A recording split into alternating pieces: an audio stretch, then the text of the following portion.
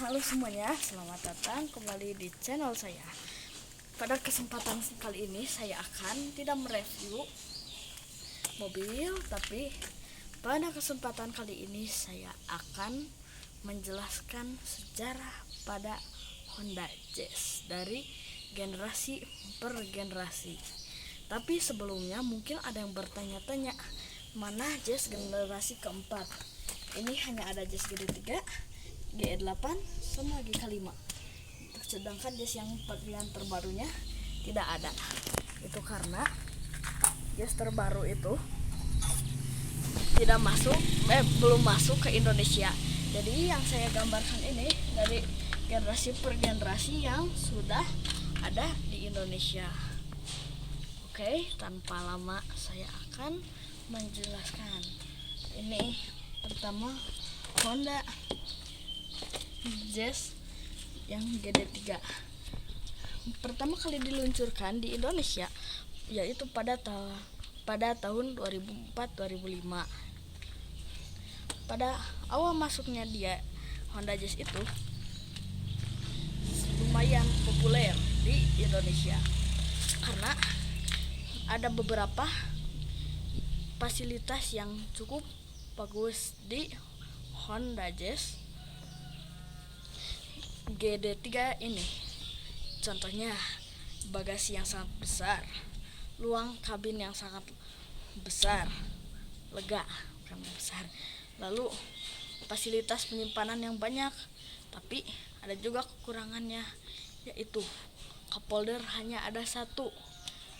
Sepertinya benar yang pernah saya nonton di channel Motomobil TV, karena mobil zaman dulu itu orang-orangnya lebih kuat, tahan lama, tidak mudah haus, tidak seperti zaman sekarang. Makanya mobil zaman sekarang lebih banyak cup holder. Lalu yang jeleknya lagi itu spion, belum electric heat track. Saya lupa yang bagus satu lagi, yaitu rem depan belakang sudah cakram.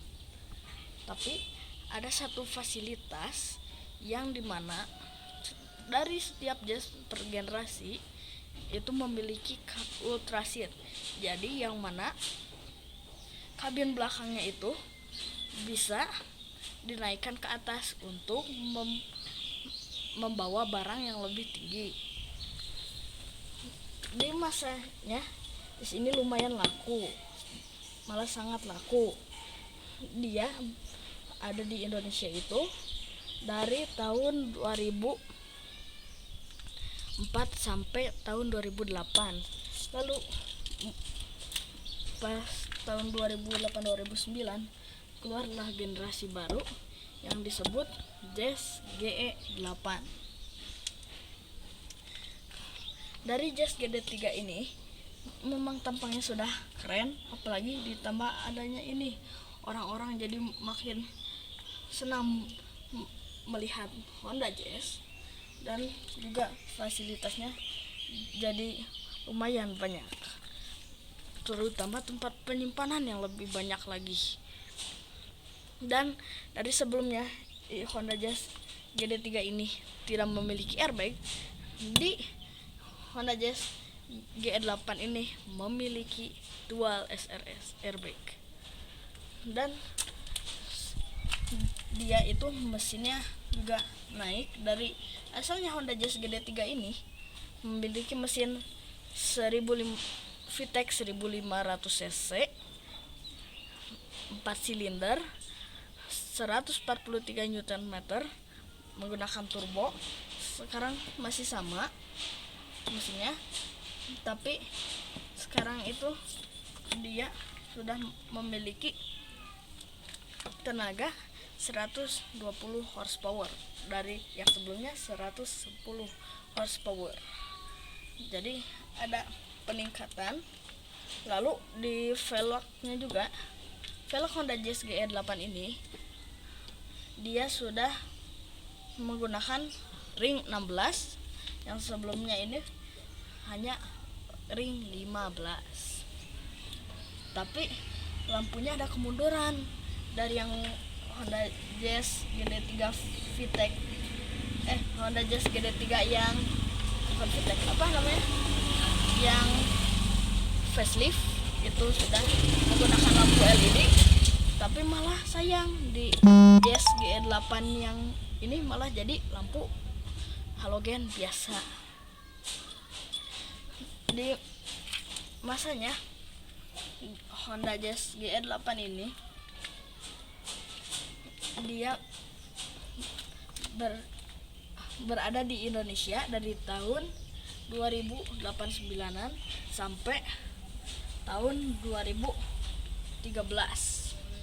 Lalu di tahun 2014 Honda di Indonesia mengeluarkan model baru Jazz GK5. Jazz GK5 ini pernah saya review. Bila Anda belum nonton, boleh tonton setelah video ini selesai. Tapi di sini juga malah lebih bagus fasilitasnya. Armrest masih ada, lalu kelogaan masih ada, udah bisa electric retract juga sama. Tapi bila kalian sudah pernah menonton channel Autonet Next yang dibawakan oleh Ridwan Hanif Rahmadi, mungkin ada yang bertanya-tanya, kenapa kalau ini dual SRS-airbag, kalau yang Ridwan Hanif review itu 6 SRS airbag? Karena yang ini itu yang varian biasanya, bukan yang black top. Jadi hanya memiliki dual SRS airbag, karena yang black top itu hanya ada 300 unit di Indonesia, jadi lebih spesial gitu. Lalu saya mungkin sedikit membahas yang Honda Jazz terbaru yang di tahun 2020.